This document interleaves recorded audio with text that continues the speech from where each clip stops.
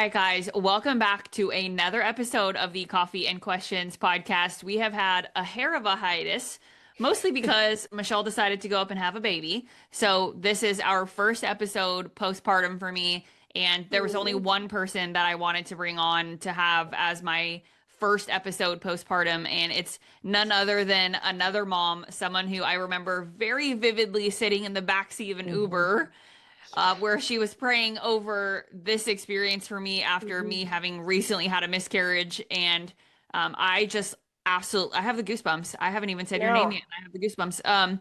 But guys, if you don't know her, I pray that you find her very quickly after this episode. But Mm. I am bringing on one of my very, very dear friends and favorite people in this industry and really just in the world, but Katie Shive, founder, a brand strategist. She is a person that carries many, many hats.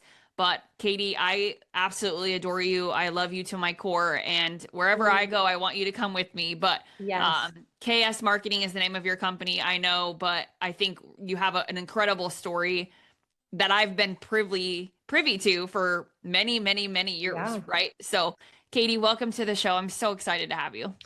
Thanks for having me. Wow, what an intro. Like you're gonna make me start crying in the beginning. Yeah, just with the Uber experience. That was what year and a half ago? Last summer. It was, It was literally it was, last summer. I yeah. think it I was wasn't literally even last pregnant summer. yet.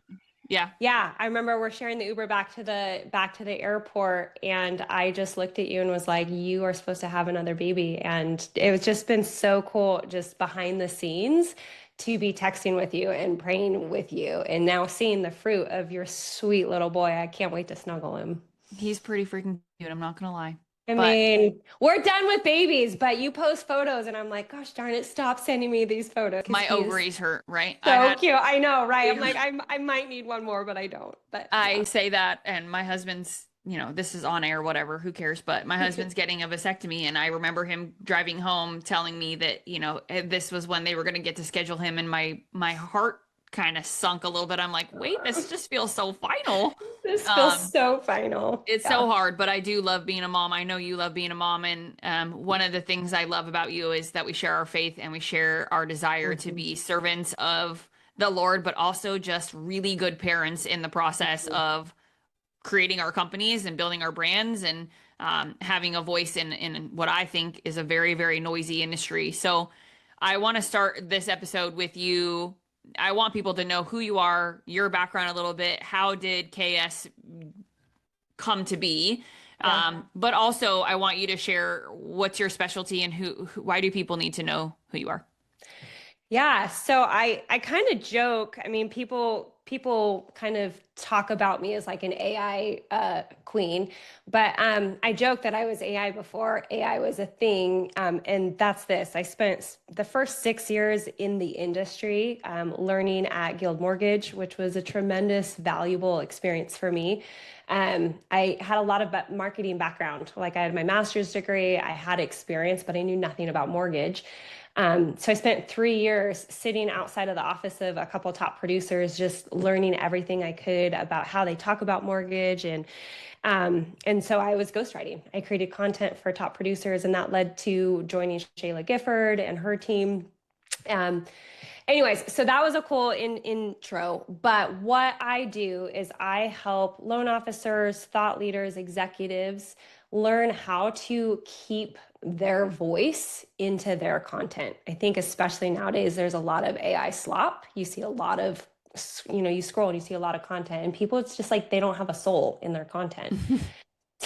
Right? Like you probably, I don't know if you get bored when you scroll online now, and I'm just like, but nobody's even putting their heart into this. Yeah, Nobody's you're like, that was written by actually AI. writing their That content. was written Like, by AI. yeah, everything was AI. And so really my heart is teaching people how to create content that sets a signal to who they are. And how do you find the people that you want to work with? How do you authentically connect with them?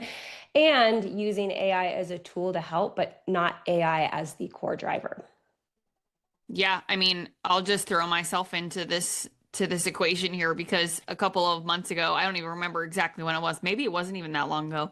I was driving and I had this, oh, cool, this would be fun to do thought. Mhm. And there was only one person I was going to ask for help for this with. And for those who know, I am the creator of Drivers and Levers, which is my signature coaching program that's coming out within my main big coaching program.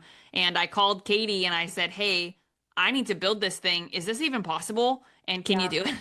Yeah. Um, and I want you to tell me, or That not was tell two me, weeks but ago, by the way. Like, was it this is really how only two fast weeks that ago? was Oh my 2 weeks gosh. ago. That's how fast we rock and roll. Wow. Like, Michelle calls and she's like, I have an idea. Is it possible? I'm like, hold my sippy cup. Because I was at the park with my Yeah. kids when you text me. But yeah, so it's just been this fun iteration back and forth of like, But talk about it. Talk about it, Katie, because what we're building is Mhm. in ChatGPT for my coaching clients, Yep. but it is me Yeah. in the GPT, right? So I think that that is a big, big part of what you just said, which is there has to be a human in the Hmm. AI, not AI is leading the charge, Yep. and then the human is just copying and pasting it and posting it. So can you dissect all that? Yeah, well, I think a lot of times we just outsource, right? We outsource. At the end of the day, what you're doing is you're outsourcing your likeness. And it's not new to the industry, right? I have so much empathy for originators and branch managers, realtors specifically, because you guys are juggling, I mean, sales professionals as a whole, you're juggling so many things. You have to nurture, you have to prospect, you have to stay on your pipeline, you have to do all of these things. And so the easiest thing to try to outsource is your content, is your marketing. Unfortunately, that is the one thing that is the super attractor for why somebody would want to work with you. So when you start outsourcing your sound, that's kind of the first layer is we outsource our copy. Don't get me started on AI videos and Oh voice gosh. outsourcing because I just am like, if you're gonna have AI generated videos and voice, like I'm not even gonna follow you. Like if you can't care I have enough to several create. people who I have talked to recently that have said they have not recorded a video in months because it's all AI that does it. And you look at their social and it does look like them and sound like them, Yeah. but because I now know that, I can Yep. now see it everywhere. And it's the quickest thing to erode trust. At the end of the day, your content should be building connections. I mean, you and I are really aligned on this. The goal of your every piece of content that you create should be to spark conversations, right? It should be to serve, it should be to educate, and it should be to have conversations in your DMs and in real life. And if your content doesn't have that goal, then you're just like everybody else creating noise. And Mhm. personally, I don't care to read it. I joke if ChatGPT wrote your content, I don't want to read it. But there's truth to that. So going back to the tool that you and I are collaborating on, I mean, you're an amazing coach and you have a really awesome framework. Why I love what you do is you have a framework that's really simple and repeatable, but the outcome is deeply personal for every single person. So you're not like, oh, here's one prompt and sliding into somebody's DM with the exact, rinse and repeat message. Your Mhm. framework provides the structure, but the output that your students are using is deeply personable. And so it feels very authentic to be on the receiving end of it. So what you and I worked on is like, okay, how do we basically create a digital version of Coach Michelle? And so we definitely keep the human in the loop aspect of that. So that looks like me scrubbing your ChatGPT account to do a deep extraction of how you talk, how you think. And then, adding in your frameworks, like how do you coach to that? And how do you help reframe a message? And then, and go from there. So it's been really fun to work with you on that project specifically. Yeah, but I want to shed light on you here for a second because what you guys are missing, Katie's the humblest human I've ever met, honestly. But Or a bad salesperson. I don't know. or a I bad just am salesperson or helping. both, but it's okay. We love you anyway. Uh, Katie built something that is so integral in my business, right? So when I have coaching clients who come to me to get help with prospecting, I'm only one person, right? But mhm. what they normally do is and when I texted you, Katie said, "Hey, is this possible?" I had just gotten one of these text messages from a client saying, "Michelle, can you review this message before I send it?" So they were getting ready to prospect somebody. They had written up a message that they wanted to send. They had texted it to me, "Michelle, can you put your eyes on it and give me your feedback?" Which absolutely, yes, I love doing that. And that's what I tell all my clients. Yes, I'm here to serve you. And yes, if you are getting ready to send a really important message and you're like, "Oh, is this cringe? Yep. Would Michelle approve?" Like, please text it to me. But I was sitting there thinking, there has to be a more efficient way here The scale. where Mhm. scaling, right? So thank you for using that word because that's my brain wasn't going there, but yours did. There had to be a way for me to be able to serve more people on a scalable level here. So I Hmm. remember saying to you, how do we make this, and is it possible where they could comment in a chat GPT box and say, Michelle, can you review this message? And is it Yeah. good? Right. And then you proceeded to respond to me with this big, beautiful, robust, like, we got to do this and we got to do this, we got to do this. Yep. And I just said, girl, Just make it happen. here's all of my downloads or a Google Drive of all of these example text messages from people that I've gotten that I've rewritten. Here's my framework from the book in the black line. Here's all the things. Take whatever you want and help me. Right. I think you actually just said, here's my password to I ChatGPT, did which say should that too. tell you the Yeah. level of trust and friendship that we have, because anybody that's using an AI tool and has a history of training it, like that's like the keys to your kingdom in a sense. And I take that like deeply personal. I don't do that for most people, but you and I have a different friendship.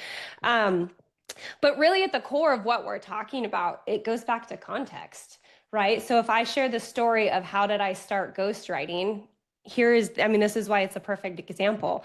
I had a master's degree in business. I understood marketing. It was not my first marketing job. It wasn't like I was fresh out of college. I was an older student, so I had tenure in that industry, but I knew nothing about mortgage. You guys, when I say nothing, like I had literally never even gone to the signing table like at closing day to sign mortgage docs. Like my husband did all of that.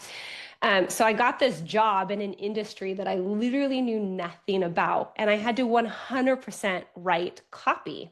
Now, I will tell you as a side note, we did eventually bring in Michelle. That's how initially we met, and Michelle helped me learn better copy as well.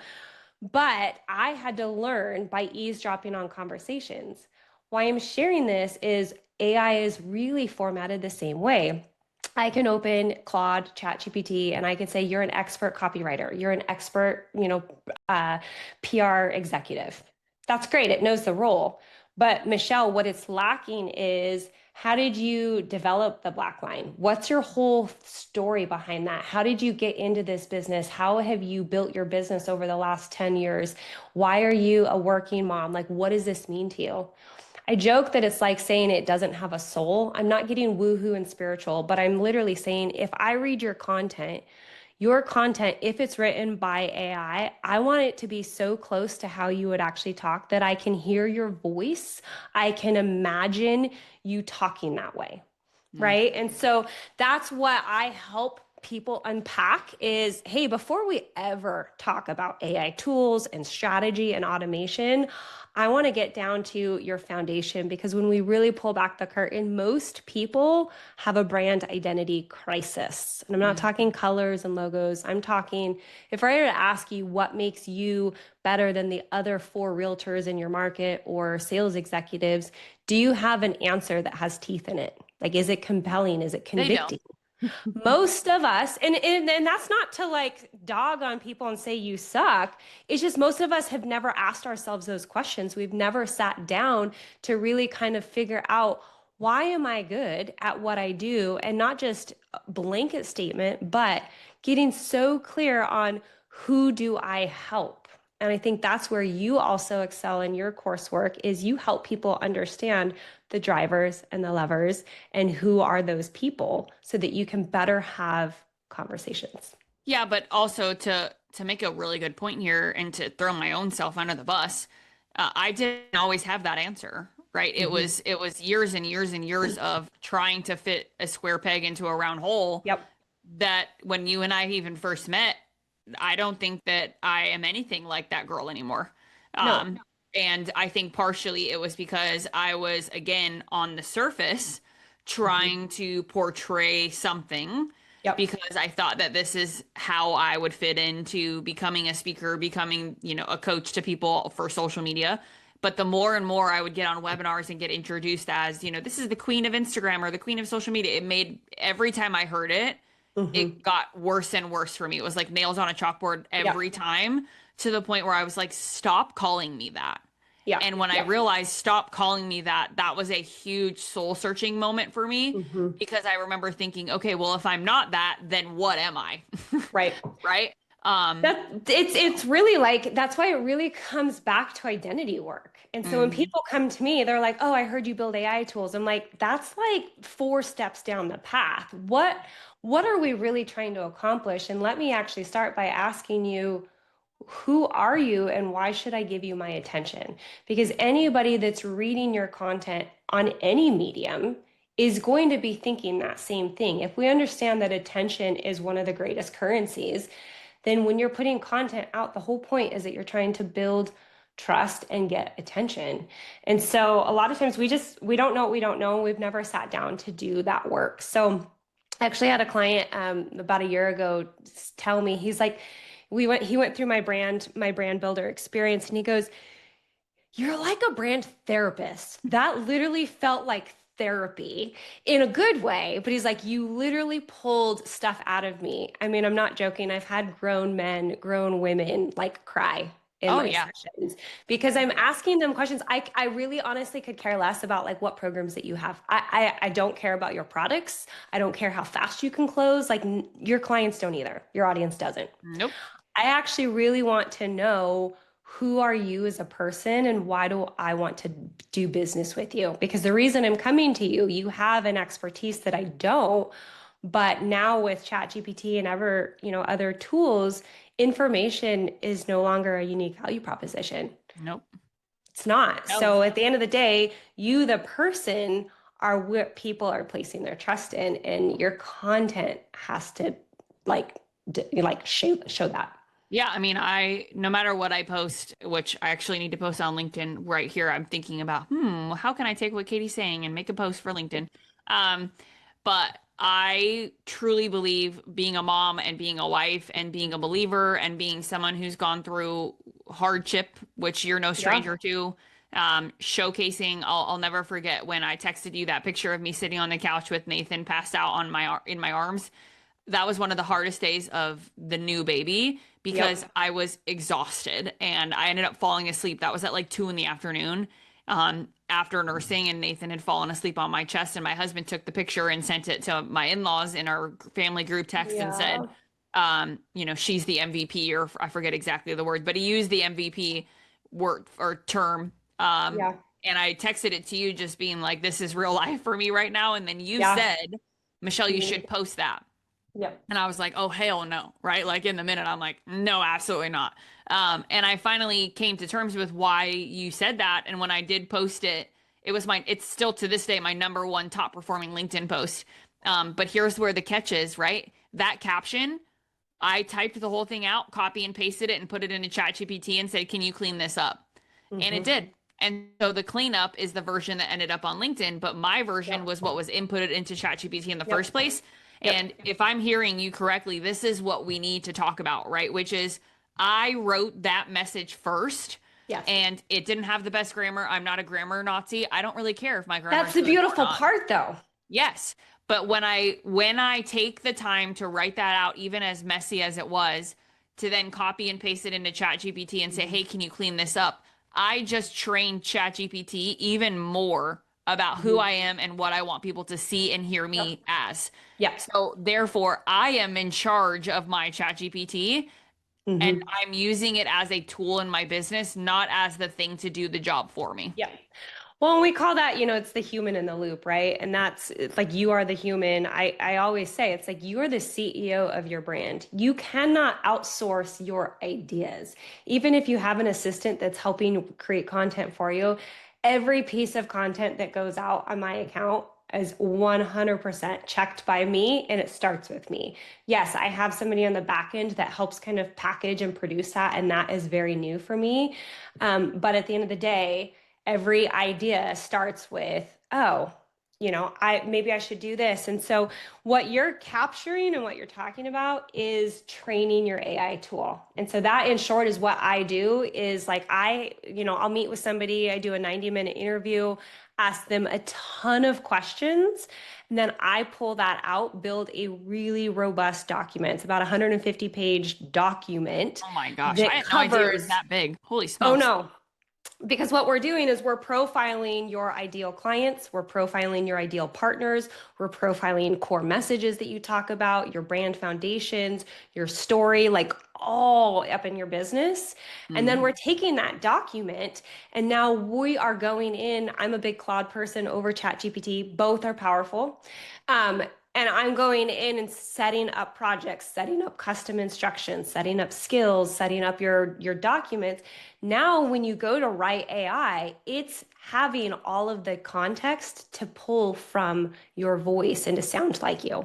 Then when you go into a session, like you did, Michelle, is you just give it the text. Hey, here is a picture. Here is a little bit of the context, blah, blah, blah. And to be fair, you did run a few miles that morning on I top did. of nursing and all Yes. of the things, right? So like I would be sleeping without a newborn, but the beautiful part is it's just that's real. People want to see the person behind your content.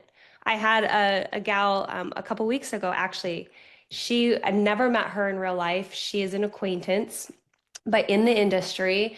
And the algorithm served her up in my stories. And I was looking at her stories, and she posted a picture of her friend that was ringing the bell celebrating finishing chemotherapy. Mm. And she had a link. And so I clicked on the link to try. I was like, pulled into this story for whatever reason. I always want people to win, right? And it was cancer. And so I'm like, heck yes, she's winning. What's the story? And I couldn't piece the story together. So I sent her a DM and I said, "Would you mind sharing her story? What happened?" And so she did. And I said, "Hey, I know you're a loan officer and I know that might feel off color from talking about, but people connect with stories. And this is really powerful. I think you Hmm. should share this." And not only that, like I went and booked my like doctor checkup because I was like, I haven't had my blood drawn and I'm almost turning 40. Like maybe I should just make sure everything's good. And so, it was just one of those like conversations. And then that led to us now working together because she was like, Amazing. I didn't know that I could talk about anything that's not mortgage. I'm like, yes, the mortgage should be a really small factor. Like, I want to know who you are as a mom, who you are as a person, like what makes you tick. Like, that's what's going to make me want to do business with you because you're a human. Yeah. Well, what I heard from a structural standpoint too, and I want people to not miss what you said, so I'm just gonna put it Yeah. under a spotlight again. You made 100+ page document Mhm. with this client and all of your clients about who they are, what their voice is, what they do, who, like all the things, right? I can't even imagine. I haven't even been through that with you. Maybe I'm We even, need to do it for you. I got into your but ChatGPT account and I was like, I need to do Michelle's book. I think it'd be great. And my ChatGPT is freaking crazy on point for me because I have put so much into it. Hmm. But what I heard you say is you do this 90-minute call, you go through and you build 100+ page document. And then we put that into Claude or we put that into ChatGPT and it becomes the rule book for how your Claude or ChatGPT Yep. help you produce content. Right? So Yeah. think about that. It's your single source of truth. And here is, I've been doing this for I don't know, well over a year now, specifically with AI. A brand booking concept is not new with AI. But here was really where I realized this actually is the big missing piece for content creators using AI. So, Michelle, you're going to resonate with this, but imagine if you lost access to your ChatGPT account today. Oh, I Like, remember when you posted about this and you about died, and I would die. yeah. So that happened to me in October, November of last year. I was upgrading from a pro account to a business account, and it literally glitched in the merge. And so I didn't lose 100% of my account, but then when I did a query, because I do a lot of ghostwriting for clients, it was like, you are the executive director of so and so, and you sell real estate. And I was like, oh my Ah. gosh. Literally 2.5 years of chat history, projects, conversations, all of my custom GPTs, my lead magnets, everything like went up in flames. And I realized I was like, cool. So this is actually going to let me know whether what I'm doing really works. So I took my brand book, I went and created a brand new ChatGPT account, uploaded my brand book and said, here is your single source of truth. Here's everything you need to know about me, how I write, all of these things. Now filter your outputs through this document as kind of Mm. the plumb line. And I was back to writing content by the end of the week because I had that document that was proactive, not reactive. I wasn't So, relying on years of memory and chats from training it. think about that, guys. If you're listening to this and you're like, I haven't backed up, like our iPhones, we got Yeah. to back them up, right? You're like, have you backed up your chat GPT in case it all hell breaks loose and shit hits the fan and it's gone? And Yep. I know I haven't, Yeah. right? Yeah. So that's And where I I wouldn't feel, have known to do that if I hadn't been a mercenary of this glitch. And so all of a sudden I spent yeah, 2 days crying because I was like, you like if I said, "Hey Michelle, I want you to go reproduce all of your creative chats over the last 3 years," like you can't even materialize that. no, no. Right. And so by having an external document, that is kind of like the brand brain that you can go and update to. You can go, it's a Like the living document nucleus. that you can add. It's like the Hmm. nucleus of everything, right? And Yep. look at me all sciencey. I'm surprised I still remember that. But the truth is, like, I don't and have not backed up mine. I would take a gander to guess that probably 98% of the people listening to this have not. Hmm. So everybody needs Katie Shive in their life, but I think it really is super simple when you look at it from a tactical standpoint. Are we using chat or Claude or whichever platform as a something to sort of easy button, right? The big red staples easy button, or are we using it as an opportunity to make ourselves, as we already are in our true form, more efficient?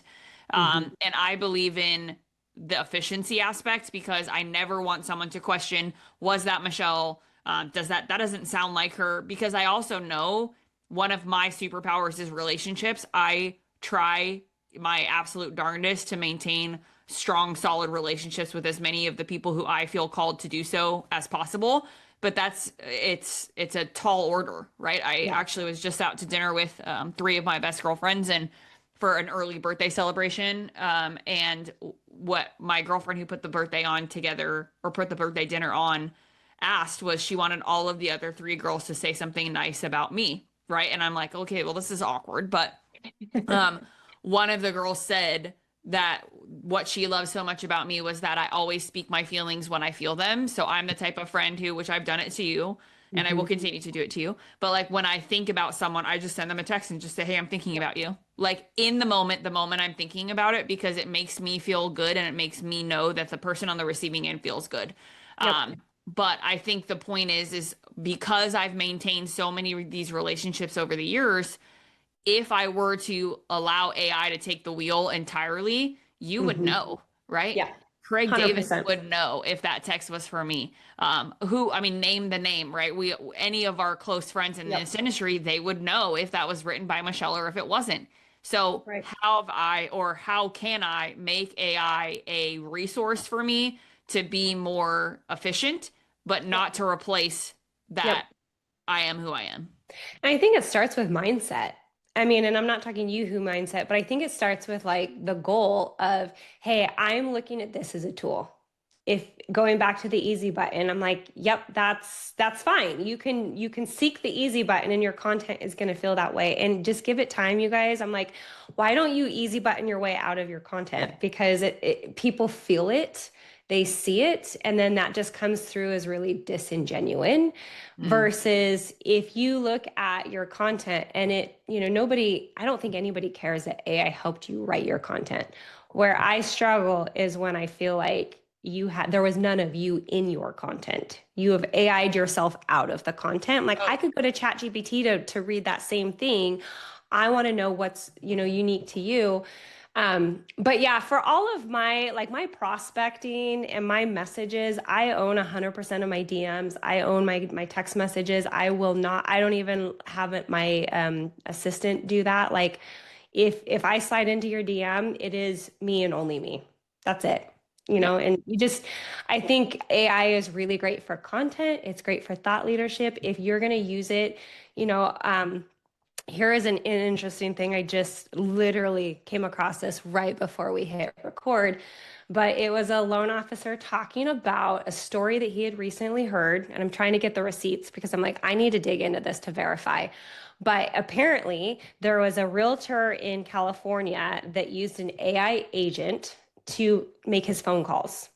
And so, like, a client had called this realtor, he was out to dinner, and the AI agent picked up and like warmed the lead. And then that client wanted to submit an offer. The AI agent apparently was able to help draft the offer and submitted it, allegedly. And the contract got accepted. And the loan officer was touting, he goes, the loan officer was out to dinner, or the realtor was out to dinner, and he just went under contract for it was a $6 million offer. Woo! So he's like, oh, that realtor was out to dinner and his AI agent just got him a $160,000 commission check. That kind of stuff makes me want to cringe because I'm like, I mean, so many reasons why. Yeah, no, I mean, we need to unpack it ultimately because I think what I heard in that story is okay, on one hand, right, and I'm going to be devil's advocate here Mm-hmm. and say that would be nice for AI agents to write an email for me while I'm out to dinner with my family, but It was a phone call, an AI, it exactly. was a Yeah, robot.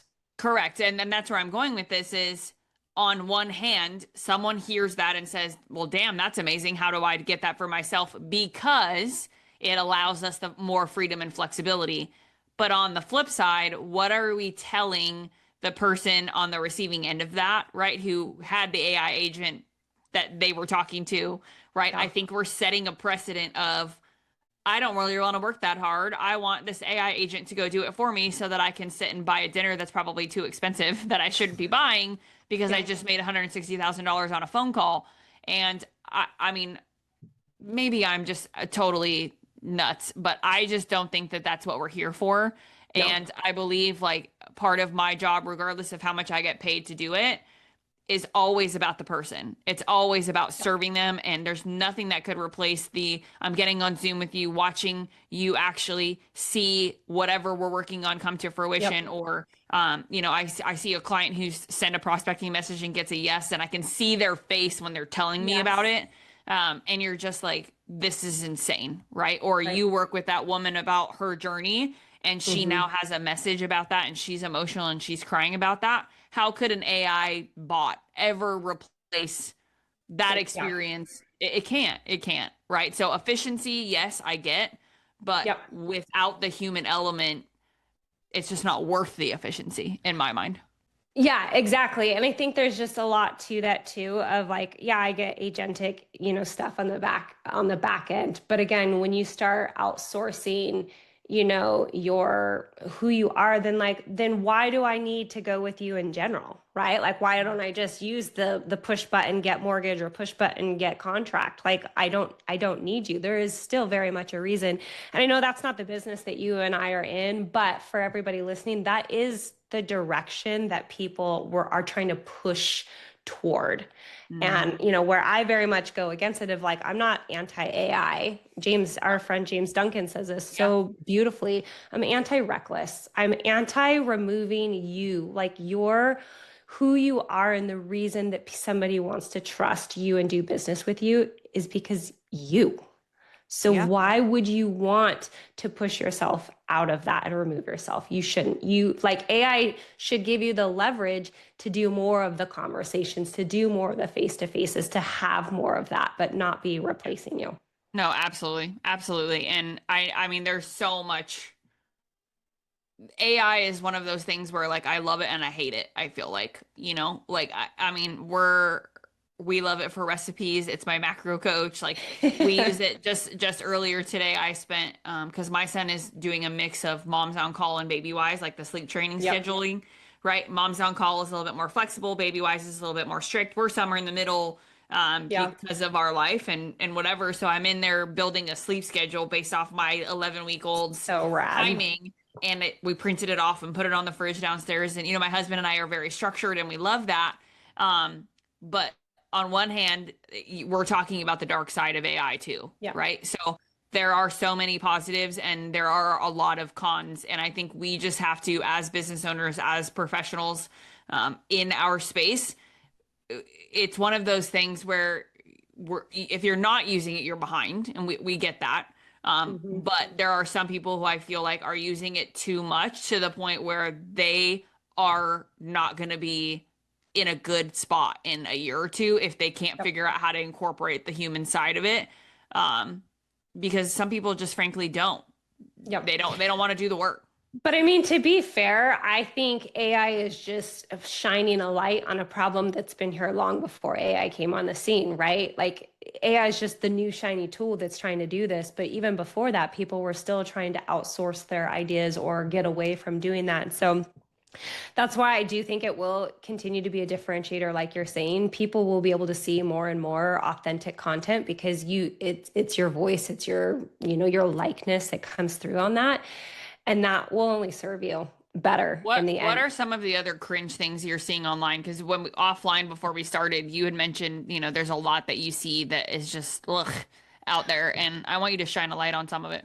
Yeah, I mean, I think like when we're just talking content, like lately, I used to love LinkedIn. Lately, I've really felt uninspired from LinkedIn because you just go through and it's the same format, right? Like all content, it's bullet points, it's short, choppy sentences, it's not this, it's that. So some of it is probably just more from a content standpoint. I read it and I'm like, this just reads like you put no thought behind it.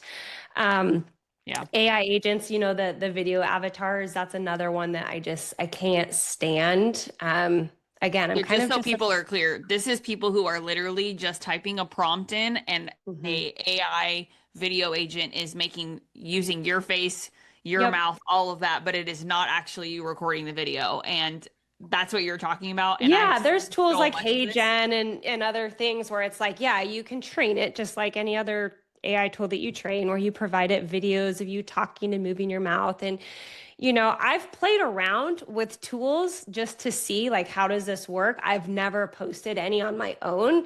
I think it's one thing to create, like if you're creating an AI video of yourself and it's clear like in your bio or whatever, like, hey, this is an AI. Like I know there's realtors that literally have created 100% AI generated accounts.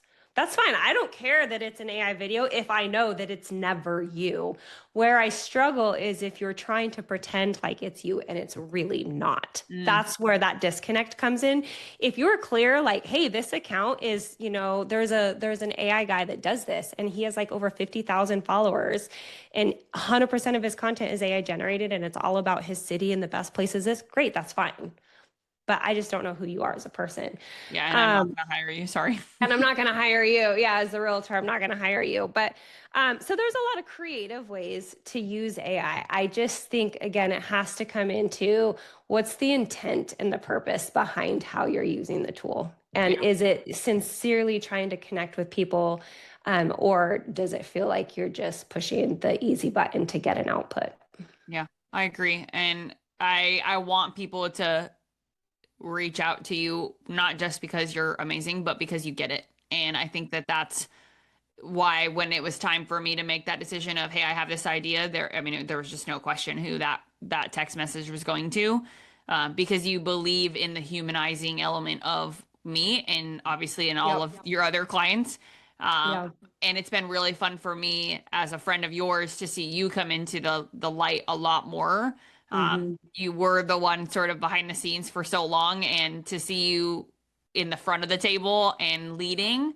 Um, Yep. Now I'm just like, please come with me to all of these places. It's just so much more fun when you get to do it with someone that you care about and love, and when you get to see somebody really find their voice and their brand in this space. Like you said, you loved watching me find mine, but I think the tables are turned, my girl, because being Yeah. able to see you come into yours, with so much of what I do for a living on my own, Hmm. like you are so desperately needed for people in thought leadership and people that are doing what I'm doing, right? Yeah.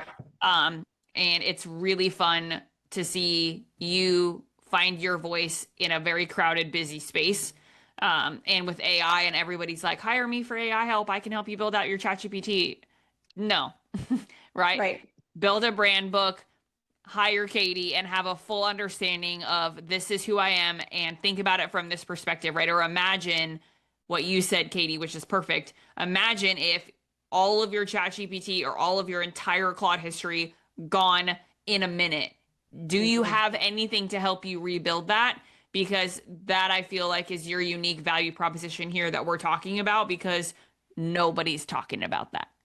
Yeah. Yeah. And I think what I love what you just said of just, everybody that is in sales is on this, it's a personal development journey, right? Who you were when you got into this business, and Michelle, like 10 years ago plus, is not the businesswoman that you are today. Your level of confidence, your ideas, your all of that. That's how it should be by design. It's very much a personal growth. So when I talk about, earlier when I was mentioning, do you know what makes you different and whatever, like most of us haven't asked ourselves those questions. But second to that, it evolves and changes as you grow. So that is really the cool part about doing this brand kind of foundational work, is you get to start discovering answers to some of those questions. And then your content again gets to be very much like, oh, like who I was 3 years ago versus who I am today, like you're saying, totally different. But now I feel like my content matches me, not me trying to match my content. Mm-hmm. So that's why I think, your content, and certain people out there, their content is really attractive because it feels very congruent and integrous. When I get on a phone call with you, when I get, hear you on stage or whatever, what you're coaching to is what you live and embody every single day. Right. And so, and that's what your content should be. Somebody gets on a call with you and they should be like, oh, you sound the exact same as all of your content everywhere. Perfect. That is the goal. Because what you're going to hire is me, not my content saying I'm something that I'm not. Like, Correct. you know, just Exactly who I say I am, unapologetically. Um, unapologetically. it's the Yep. best in the world, right? When you go and you meet people in real life and they're like, wow, you're even better than I thought you Because then you don't were. feel slimy. You're like, hey, this is who I am. So, what you see, whether it's written content, whether it's video, whether it's me from a stage, or whether it's us one to one in some sort of capacity, I am being I am being true to who I am. So, what you're seeing and what you're gonna get as like me working for you is the same person, right? And I think with Chat GPT and AI, a lot of people are going in creating content and be like, well, that sounds really good. But their content is like this false facade. Their content is their false confidence, where they're putting out content that like talks a good game. And I'm like, but can you actually do that when you don't have Chat GPT feeding your fake storefront? Mm-mm. Nope. If you hire me for what I say I do it. Yes. And Uh, you're the face and the text behind all of that. And so those are the pieces that I'm just so dang passionate about, is like it's branding first. It's your story. At the heart of every part of your marketing strategy should be you. yeah. You are the human, and your content, your prospecting, your AI tools should go back to elevating that. All day, every day. Amen, sister. Well, Yep. I wanna end by telling or giving you the ability to tell everybody how can we connect with you, where, Yeah. what's the easiest way to get a hold of you, and then how do we hire you? Yeah, that's a great question. So I am active on LinkedIn and Instagram. So hey, Katie Shive, and LinkedIn is just Katie Shive. My website, simple, katieshive.com. My email, katie@katieshive. So it's pretty consistent and easy to find. If you want to learn more about my brand book and what I do, you can go to my website, and it's called My Brand Builder, as an offer, and slide in my DM and we can have a chat to see if it would be a good fit for you. I love it. And I'm so proud of you, proud to know you, and proud to do it alongside you. And Thank you. even more excited that you're part of a launch for me coming up here very, very soon. It's going to be badass. It's going to be good. Thanks for having me today. I'm so excited you were here. And for anybody listening to this, if you love this episode, please reach out to Katie. Let her know that you heard us together. I know as a very common podcast guest myself, it's always so cool when you get a text or a DM saying, "Hey, I heard you on so and so," because it makes them feel good. It makes them feel heard and Yep. seen. So if you do reach out to Katie, tell her where you heard her, because then Katie also gets to tell me, "Hey, so and so reached out from your podcast," and that's cool too as the host. So until next time, guys, we'll see you in the next episode of the Coffee and Questions podcast.